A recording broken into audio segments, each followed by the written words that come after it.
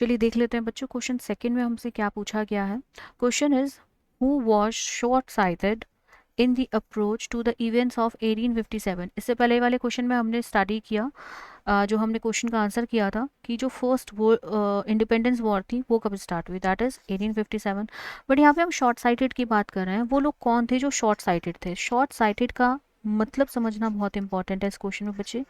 Short sighted होता है उस तरह का इंसान, वो लोग जो लॉन्ग टर्म में जो चीज़ें सामने होती है ना वो देख नहीं पाते कि एक्चुअली हो क्या रहा है। तो हम क्या लिख सकते हैं इसके लिए? Those who are unable to see things clearly. Okay, this is your meaning. Okay, based on that हमें बताना है कि वो लोग कौन थे जिनको शॉर्ट साइटेड इस क्वेश्चन में बोला गया है। तो let's find out in the options, क्योंकि देखिए इस टर्म को समझने के बाद आंसर करना बहुत आसान हो जाएगा आपके लिए। So Britishers were short sighted in their approach to the events of 1857। क्या वो ब्रिटिशर्स थे?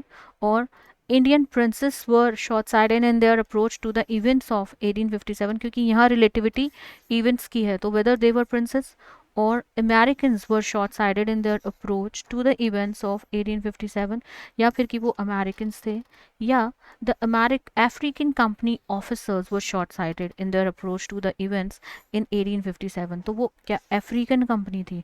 तो बच्चे जो चैप्टर आपने स्टडी किया, जो ग्लिम्पसेस ऑफ द पास्ट हमें दिया गया है, मेंशन्ड भी है एंड इट्स नो फैक्ट भी है। हम दोनों चीज़ों पे बात कर रहे हैं, what is mentioned in the chapter and what remains as fact also, क्योंकि हम हिस्ट्री की बात कर रहे हैं।